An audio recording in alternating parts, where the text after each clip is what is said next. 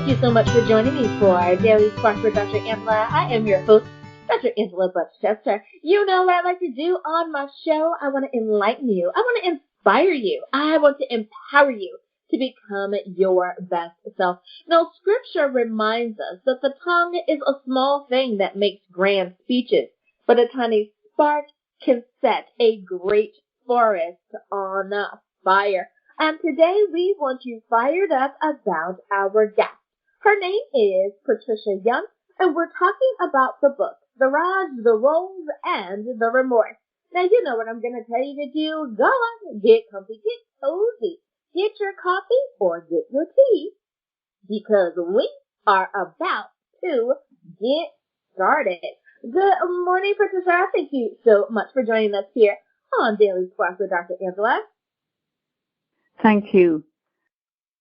Thank you so much for being a guest here on the show today. Now, as is tradition on the show, we always like to give our guests an opportunity to introduce themselves to our listeners. There may be a few people out there that are unfamiliar with you or your work.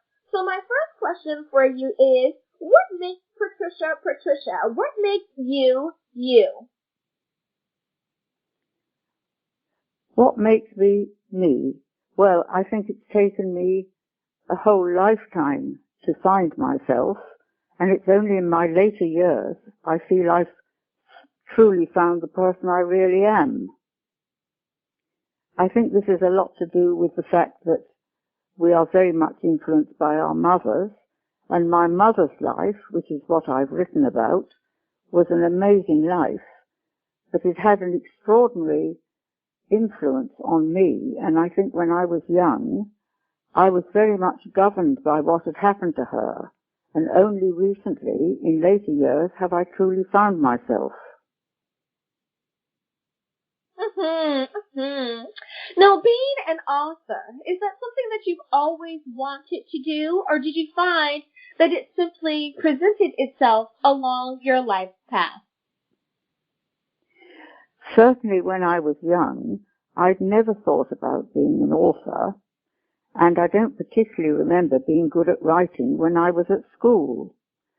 I first wrote a book when I was about 60, and that was, and I can explain about that later, but having written my first book, I felt compelled to write this book about my mother, because she had this amazing life.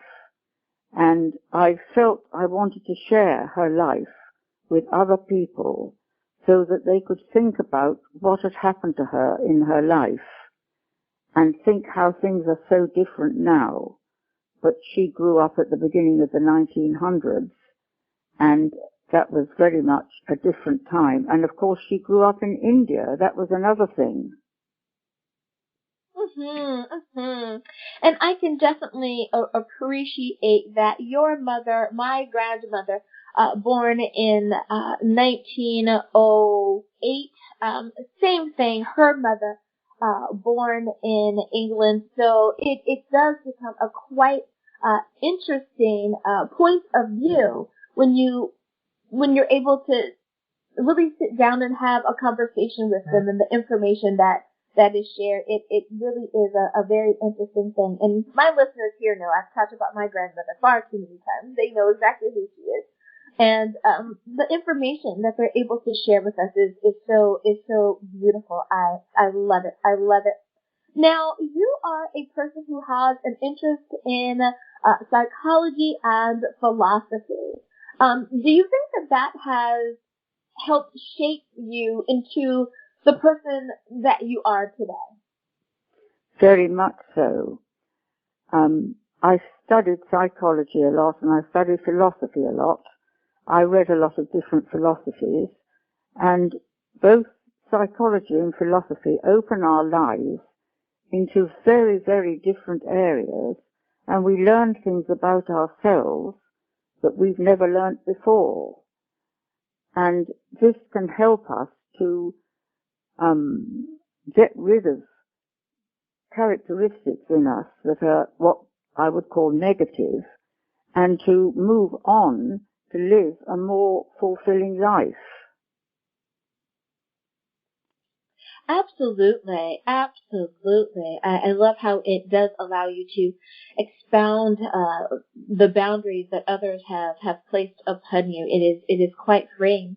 Now, the title of your book. Please explain to us why you chose those words to be the title of the book. Do they have a special meaning or place within the book? They certainly do. The Raj, as I think many of your listeners may know, was the time when the British ruled India. Now, the British started coming over to India in the 16th century. So by the time my mother was born, she was born in 1902, it was a third or fourth generation family.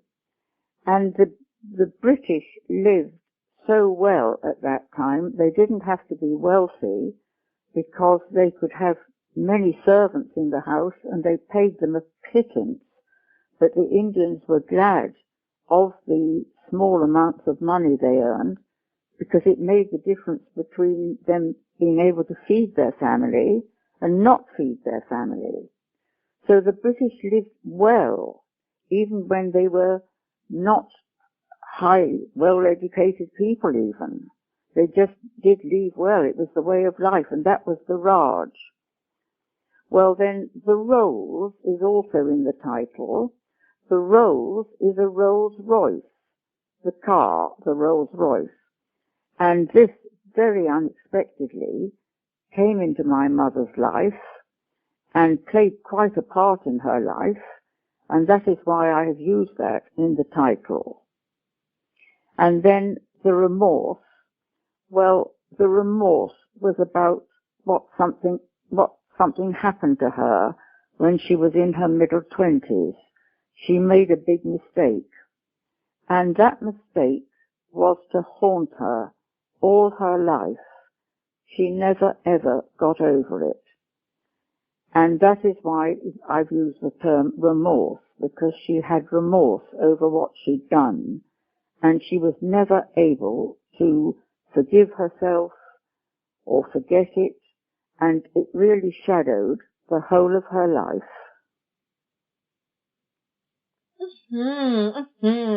Well, I tell you, the title is quite intriguing. So I knew that there had to be an explanation for such an intriguing title.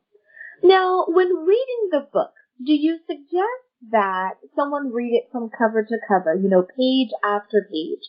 Should they read it perhaps chapter by chapter, digesting everything? Or should it be read more like a devotional, perhaps, where you read a few pages, put it down, understand it, and then move on? What's your suggestion there? I think perhaps as it is quite a serious book in a way, although her life was amazing, it is quite happy to read the book in chunks, but I think you do need to read it from cover to cover, but you certainly don't need to read it all in one go. In fact, it could be a lot more interesting to just read a chapter at a time, because each chapter is really a little story in itself. So I think that's a good idea, reading it a little bit at a time. Yes, I do. Certainly that, yes. Now, you are sharing a piece of your mother Helen's life when she is in her 20s. Now, my listeners know that I'm going to say, of course, she's not going to share it all. You have to pick up a copy of the book to find out the complete story. But can you tell us a little bit about what you share in the book about her life? Yes, I'd certainly like to share about the beginning of her life, because that's important. I think I set the scene of her family.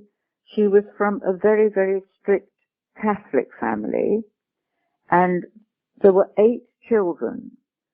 She was the only girl. Now, if you can imagine a family of 8 children, and there is only one girl, 7 boys, and because it was a strict Catholic family, the boys were allowed to go out more. They were allowed to do a lot of sport and they were allowed to socialize. But I think because she was the only girl, she was very, very protected, and she was kept at home until she was, say, late adolescence, and then she was allowed to go out with her mother. She was allowed to meet girlfriends. But she had had a very, very protected life, and my mother was completely innocent of the world around her. So that was what happened to her. And of course then she made this big mistake.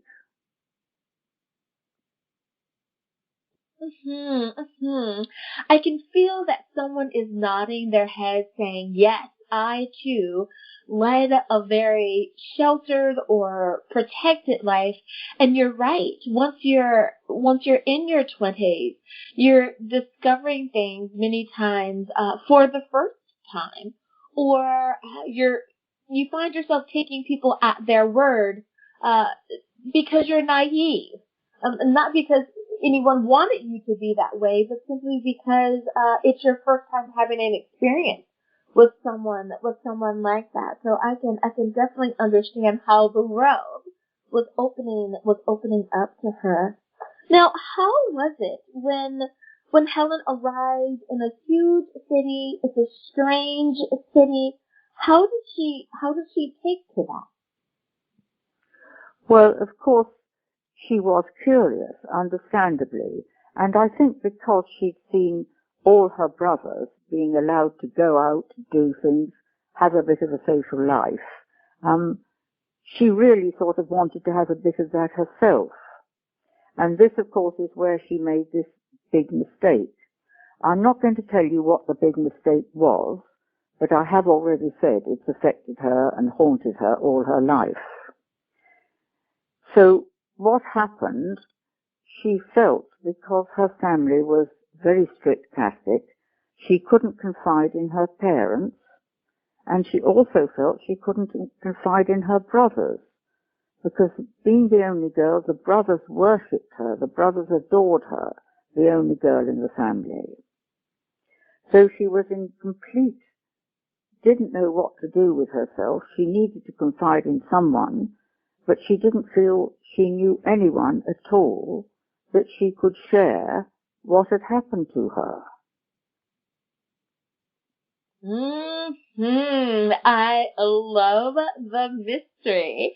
And listeners, you're going to have to buy the book to find out what it is. I know your mind is racing. You're thinking it could be this, it could be that, it could be a few things. And I love it. And please, by all means, we are not going to tell you what it is. You have to pick up a copy. Well, this is a great place for us to go to break. Now, before we do, Patricia, could you please remind everyone what is the title of your book? And, of course, where can we pick up a copy? The title of the book is The Raj, the Rolls, and the Remorse. Thank you so much. And, of course, you can pick up a copy at Amazon and where books are sold. And we'll be back right after this.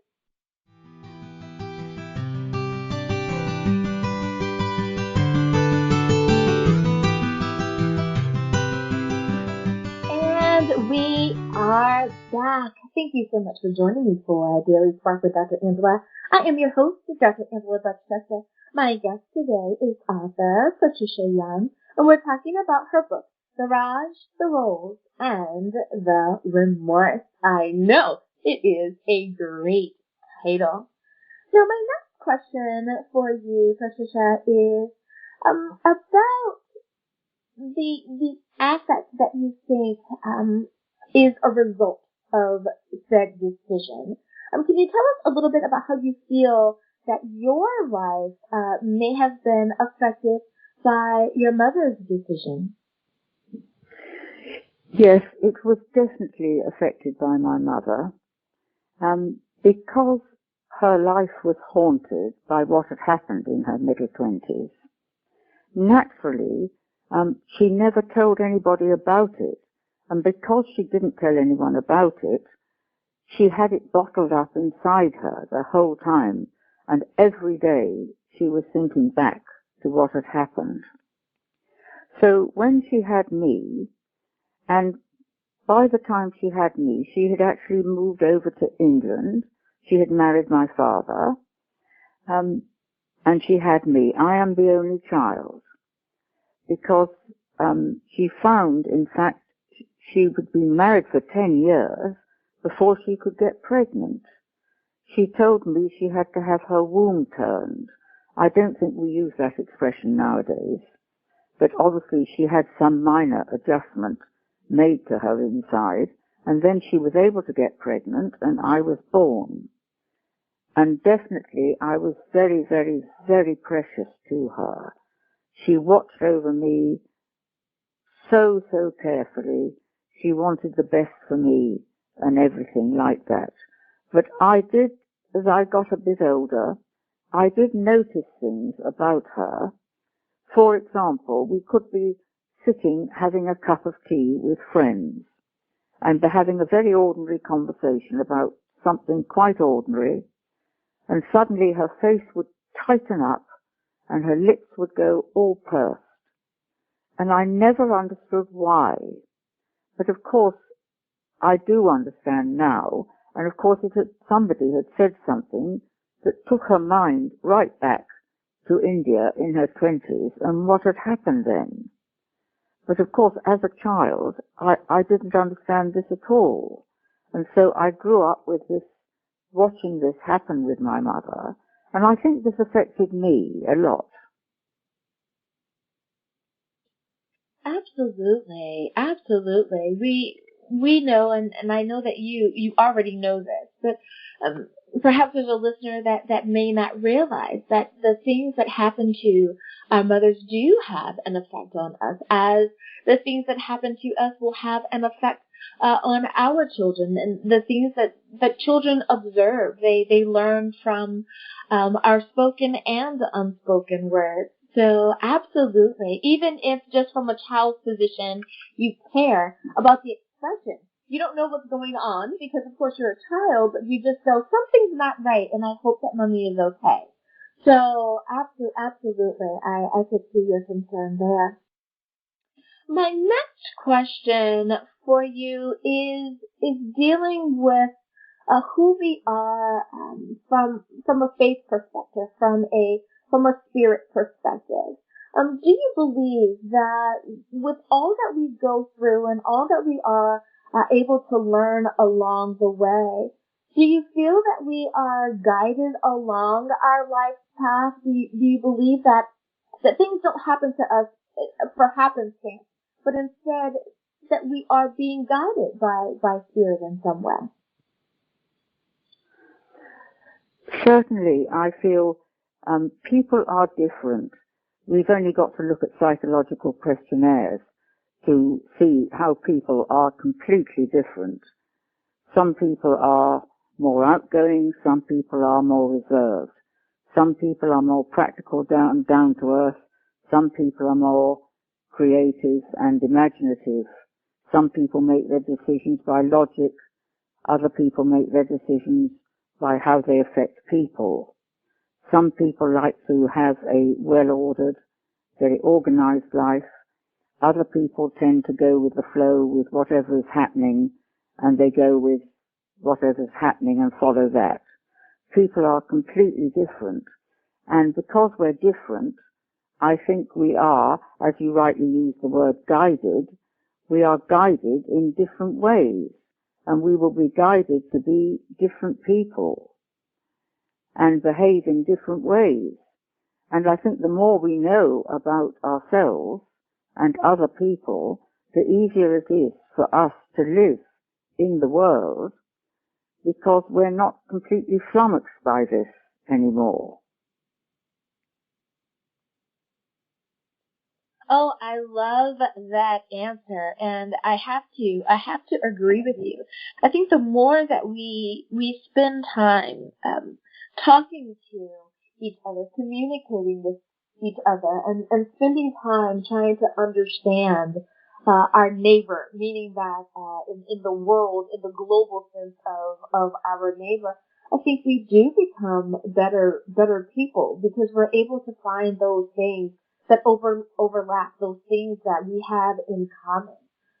I think if you were to perhaps survey a group of mothers from cultures around the world, most mothers would say, I want my children safe, I want them protected, I want them fed, I want them clothed, and I want them to know that they are loved. And it does not matter what language you speak or what you look like. I think that part of spirit really does bind us together and communicates the same thing. I love your answer there. Now, do you think that perhaps you have a better understanding of that, or that you understand it from a better perspective because of your understanding of psychology, theology, and philosophy? Or do you think that anyone can get to this point if they're willing to learn a little more and to sit down and talk to people that perhaps they wouldn't have talked to before? I think doing clinical theology was a major step in my life. Clinical theology was devised by a Christian psychiatrist, Dr. Frank Lake. He's not alive now, but his work has spread around the world. And what he devised was this. He believed that God, if you were a Christian, you would draw strength from God, and if you drew strength from God, you'd be able to give that out to other people. But he also insisted that on the course I did, it was 3 years, that was 36 sessions, once a week, and each week we had to go through a certain exercise. And these exercises were very often very, very painful, and they brought out things in us that we basically didn't know were there. But having brought them out, we could discuss them with each other in the group, because it was a group that we kept it just within ourselves. It wasn't to go to people outside. And we could bring out these problems and air them and clear them and move on as a better person. And he was very insistent that non-believers could go through all these exercises and benefit from them without being Christians, but he did insist that he himself was a Christian, and he believed that that added thing was that Christians would draw strength from Christ, and therefore they would, as they drew in from Christ, they could give out to other people. Absolutely. And thank you so much for that beautiful answer. I think that you will probably, for those that are familiar, they're nodding their heads saying, yes, that's it. For those who are a little unfamiliar, it's like, she's given me a name and something to check out. I love it. I love it. Thank you so much for sharing that. Now, how do you feel how do you feel about the fact that your mother held this secret in her heart for 50 years? That perhaps as a young person, that she felt that she couldn't share it. I think people can understand that. But even as she matured and grew older, if we're hearing you correctly, she still didn't feel as though she had that safe place to be able to share that. How did you understand that? How did you feel about that with your mother having to hold the secret even at a later time in her life? My mother was obviously brought up as a Catholic. There was no doubt about it. That was the way life was. And in fact, in India at that time, Catholicism was quite rife. Many of the British families were Catholics. So she then, of course, felt, because she'd made this mistake, that she had damaged her family, she'd damaged God, and she went through a really bad time with that. But she did, in fact, go back into an evangelical church, later in her 50s. She didn't go back to a Catholic church. I think, she had enough of that. But she went back to the local evangelical Anglican church, and she became a very staunch member of it. And her faith did help her, I think, in spite of the fact that she had then not told anyone what had happened, because that didn't happen until the very end of her life. But yes, I think that's it. She cottoned on to faith again in her 50s. That is such a beautiful ending. And I know that my listeners still want to know what happened. They want to pick up a copy of the book so they can find out the middle pieces. But to know that there is that saving grace, that she was able to find that, and that she did not carry it forever. For quite a time, but she did not carry it forever. I know that there's someone out there who may have a similar situation where they did not have that safe place, that safe space that they could go to share something that has happened to them, and they too later in life found the perfect experience and the perfect church for them, where they were able to find some type of relief and comfort. I'm so glad to hear about that. Now, shifting gears just a little bit, I love to ask my guests about being an author from the perspective of that person out there who's aspiring to be one.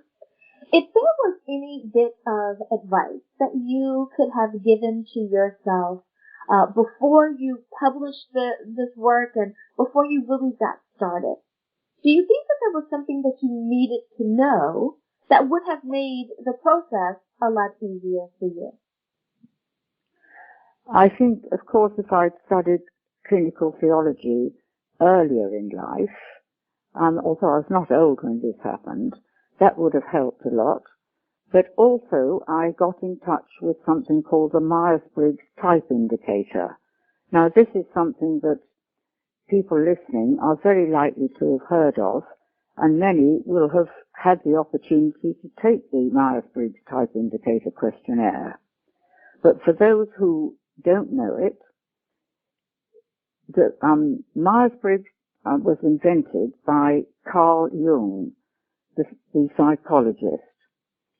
And unfortunately, he died. He thought out the theory, but he died before he could publish it. But two American women were very keen on his work. They read it very carefully, and then they researched it for many years, about 10 years, I gather, asking people around them questions, to test the validity of what he had discovered, what Carl Jung had discovered. And after 10 years, they published this Myers-Briggs Type Indicator, and this has spread throughout the world. It has in fact been translated into over 60 languages. And the thing about the Myers-Briggs is this. It is a questionnaire, and you ask for each question, it says, do you prefer A or B? And every answer you give is positive. But each answer you give is a direction into what type you can belong to. And there are 16 types, and you are one of those 16 types. And when you read about your own type, somehow it rings true, and you say, yes, that is me. And then you look at the 15 other types, and you think, goodness me, I didn't know that people like this existed. But of course they exist, and they are living, hopefully, positive and fulfilling lives. And it is a complete eye-opener, not so much about yourself, but about other people. And of course it is so useful when you are either at work or in your family or with your friends to understand more about the people you're with.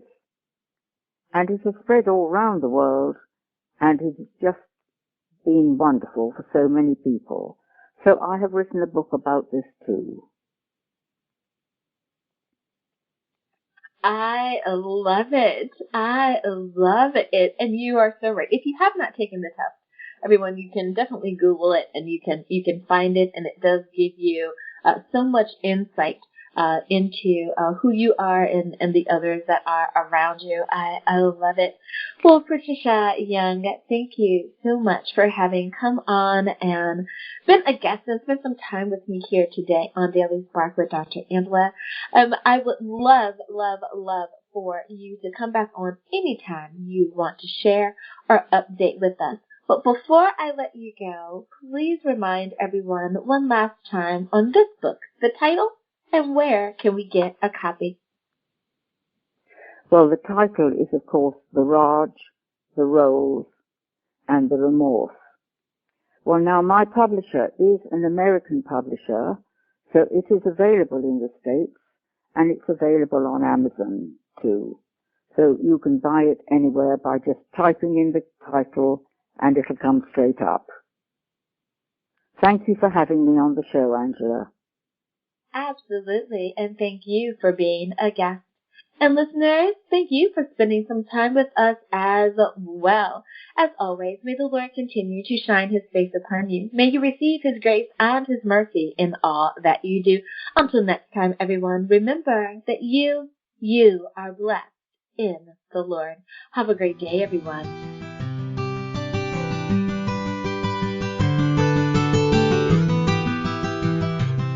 Thank you so much for joining me for Daily Spark with Dr. Angela. I am your host, Dr. Angela Butchester. You know what I like to do on my show. I want to enlighten you. I want to inspire you. I want to empower you to become your best self. Now, Scripture reminds us that the tongue is a small thing that makes grand speeches, but a tiny spark can set a great forest on fire. And today we want you fired up about a book of poetry. The title is You Have What It Takes, and the author is Grace Mbong. Now, I love the title of that book, You Have What It Takes. You know I would love that.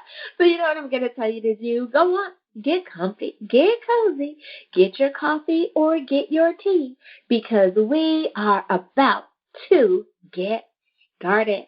Good morning, Grace. Thank you so much for joining me here on Daily Spark with Dr. Angela. Good morning, ma'am. How you doing? I am well. Thank you so much for being on the show today.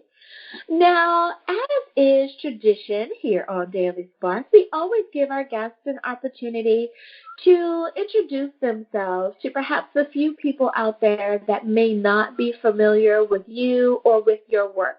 So my first question to you, Grace, is what makes you you? What makes me me is only the work of God.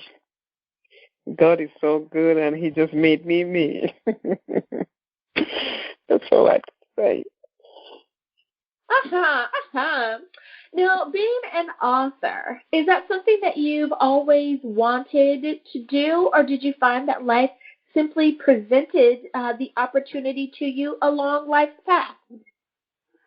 Yes, ma'am. That had always been my dream, and I was just blessed in just writing. So that's it.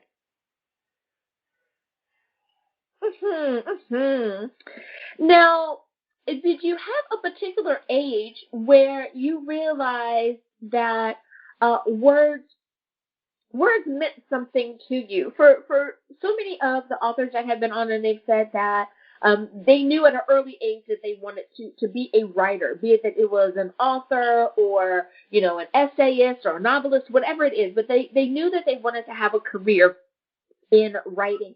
Was there a particular age for you that, if you remember, where you realized, yes, this is it? That was probably about 10 or 15 years old when one day I was sleeping and I had a vision and a dream of writing. You know, a lot of things just came into my mind of writing. I was like, wow, what is this? So right from there, I started writing.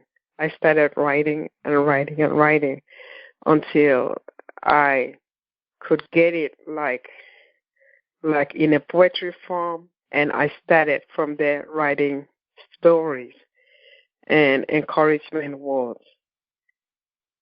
I love it. Now, the title of your book, You Have What It Takes. I like that title.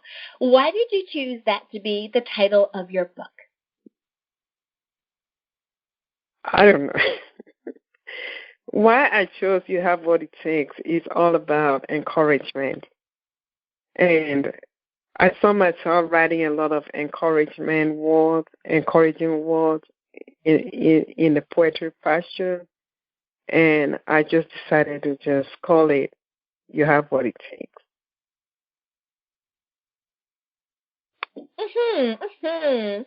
Now, when you were writing, did you find that you needed a particular environment or a particular space in order to really be productive? Many people will say, I get up really early in the morning before my household or before the world wakes up, so I can enjoy that quiet.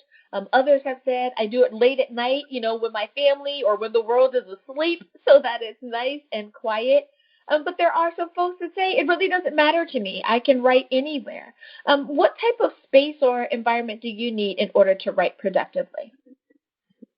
A quiet environment, but regardless of being quiet, it flows naturally out of me. And then when it flows naturally, I just begin to write. So I will not miss a step, or I do not miss anything. So I've been writing in any environment.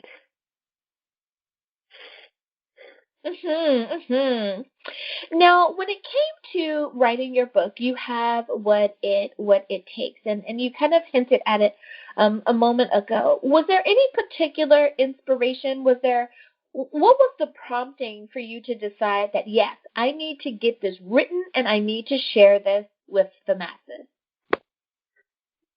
When I finish writing and I read my script, and I started sharing it to my family, and they were so proud of my work. And I'm like, probably this has to go out there. So that's how I started, and it was a lot coming out of me. I said it has to be in a book, and I have to publish this.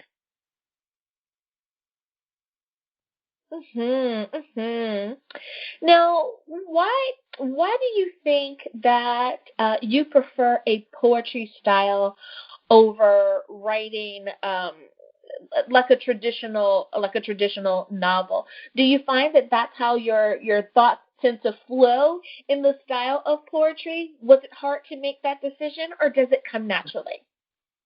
It comes naturally to me. And that's the only way that I know how to write is through the form of poetry. Yeah.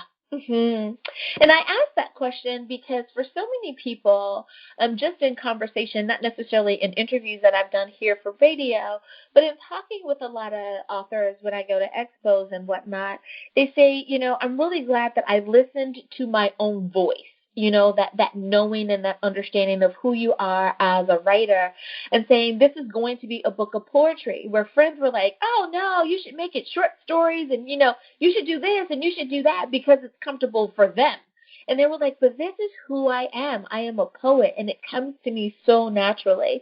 So thank you so much for sharing that, because we have an aspiring poet out there that's listening that needs to know that if they're hearing their works as poetry, that's what they've been called to write as well. I love it.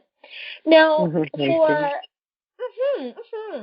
so many people, they like to read a particular theme, or they like to know that they're going to learn about a particular subject when they read a book. I think people who read poetry have an understanding that the author may talk about various topics or various subjects, but there may be one thing that kind of joins all of the poetry together. Did you find that you wrote about a particular theme or a particular subject matter when you were putting your book of poetry together?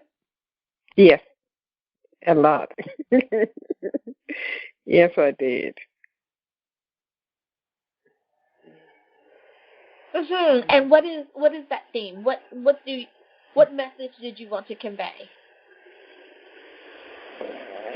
It's all about encouragement, and the thing that I really portray in everything that I could grab was called shine, shine, shine, shine. It's just a, a way of trying to convey to the readers that they can make it in life.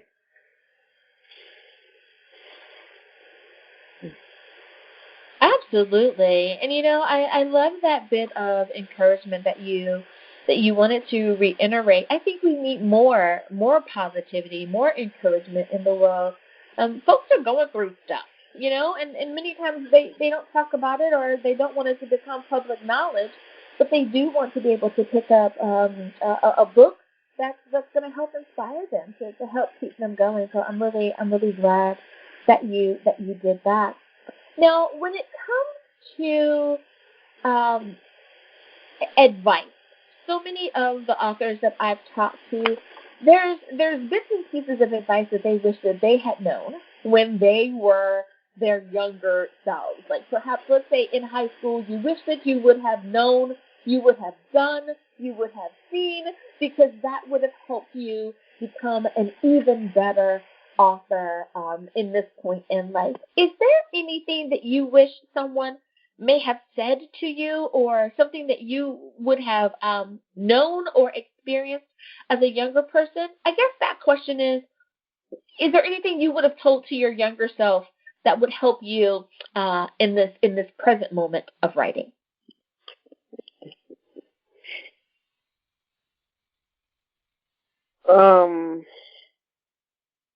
You have what it takes to make it in life, regardless of what is going on around you. That's all I can grab. There's a lot of things going on around us that we sometimes want to keep up, but a lot of encouragement can always give us something better. So you have what it takes to make it. Absolutely. And what a great note to take us to our break. You have what it takes in that. I love it. Now, before we go to break, Grace, could you please remind everyone what is the title of your book? Where can we get a copy? And, of course, how do we stay in contact with you?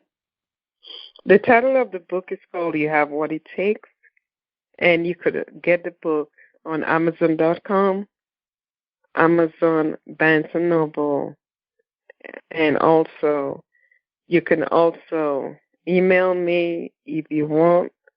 My email address is shineshine78@yahoo.com, and also mbonggrace at gmail.com. mbonggrace89 at gmail.com. Alrighty, everyone. Now you know where you can get a copy of the book. We'll be back.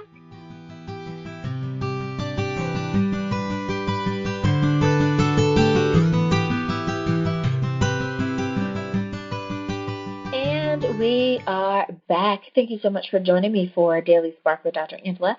My name is Dr. Angela Chester. I am your host, but my guest today is Grace Mbong, and we're talking about her book, You Have What It Takes.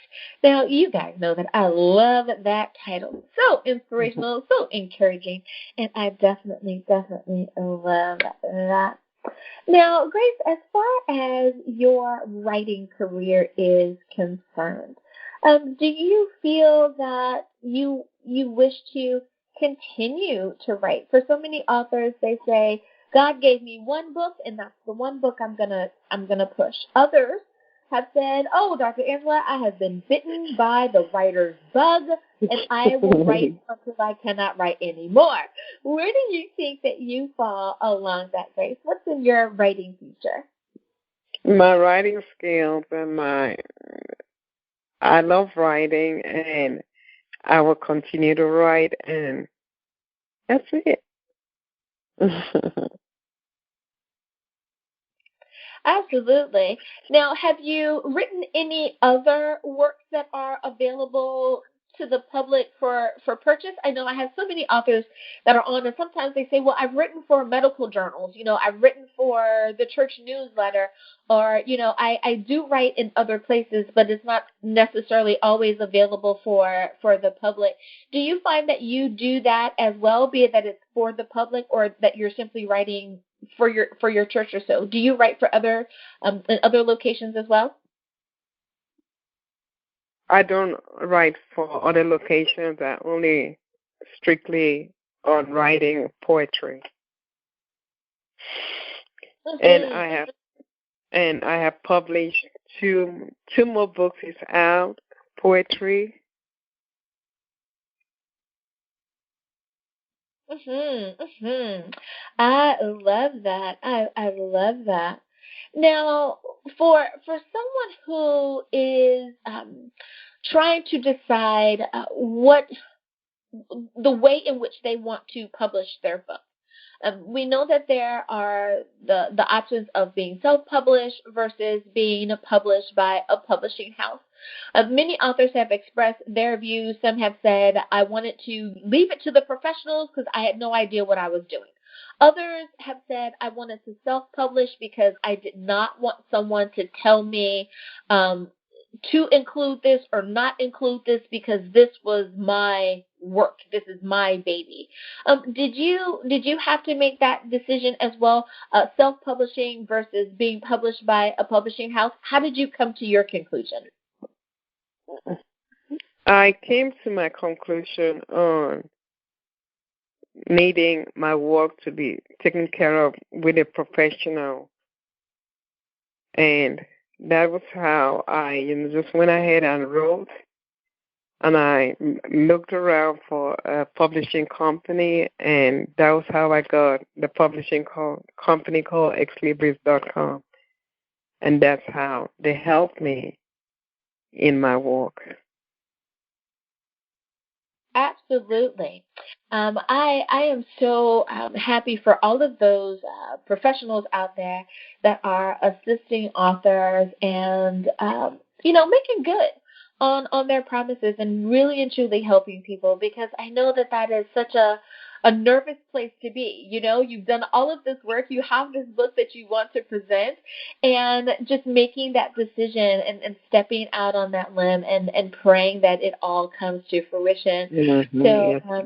shout out to them for doing their jobs and doing it properly and true. I love it. I love it.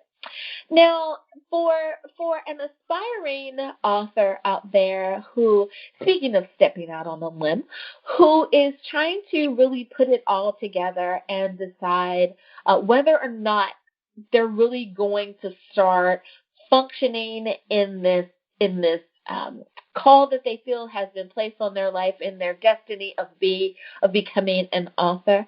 Do you have any words of wisdom or advice for them as far as first starting out and trusting their instincts to do what they've been instructed to do?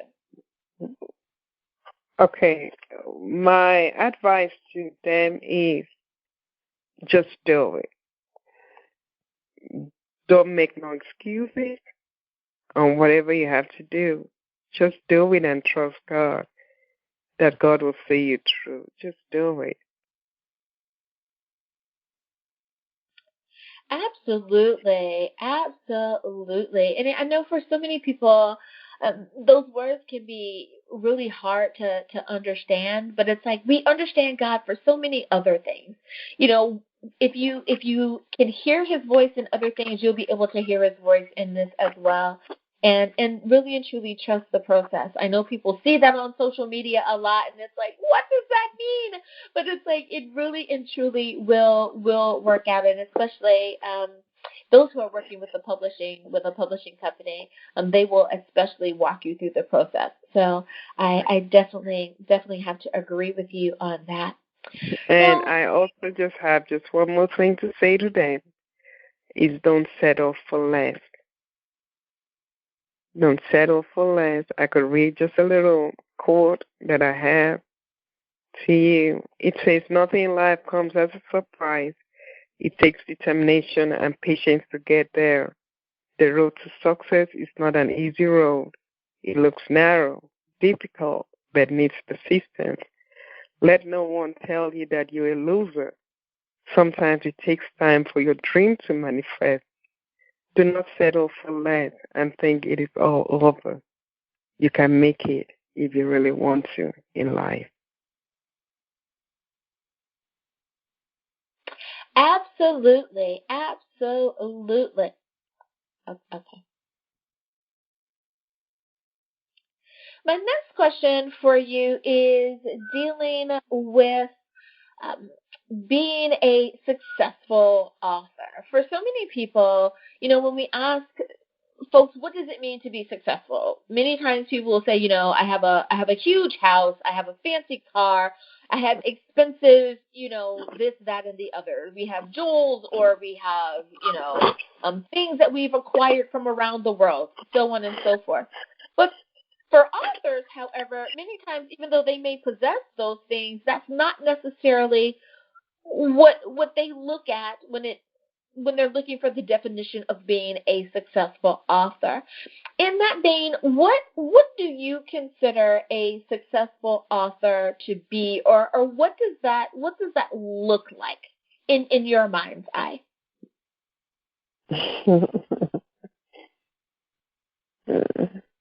A successful author to me could be just a normal person. A normal person, you just do what you have to do. Just being genuine. Do what you have to do. If you have to write, just do your work. That's all I know. Absolutely. I think I understand. I think I understand what you are saying, in that we should just be true to who we are, and when we're true to self, and we write or we share about what has been given to us, then God takes care of the rest of it, and it ends up being exactly what it's supposed to be. So I have to agree with you there. I tell people all the time, God gave me this personality for a reason, and now we see why. Being able to talk to people and be on radio and to be on TV and to do all of those things, you don't need to be nervous or anything like that. You need to be able to introduce people to the world. So I have to agree with you. I have to agree with you there. Grace, I just want to say thank you so much for coming on and sharing your book with my listeners today, and really inspiring them and reminding them that they, even though it's also the title of your book, that they have what it takes. You have what it takes is an amazing title for a book, and such a great reminder. Thank you so much for being on. But before I let you go, if you could can you please remind everyone, what is the title of your book? Where can we get a copy? And of course, how can we stay in contact with you? The title of the book is called You Have What It Takes by Grace Mbong. You could get the book from Amazon.com, Exlibris.com, and you could stay in touch with me with my email. It's called shineshine78@yahoo.com, and also mbonggrace@gmail.com. Alrighty, everyone. Now you know where you can get a copy of the book. Thank you again, Grace, for being on Daily Spark with Dr. Angela. Thank you. And listeners, thank you for tuning in as well. We appreciate you spending some of your day with us here today. As always, may the Lord continue to shine his face upon you. May you receive his grace and his mercy in all that you do. Until next time, everyone, remember that you you are blessed in the Lord. Have a great day, everyone.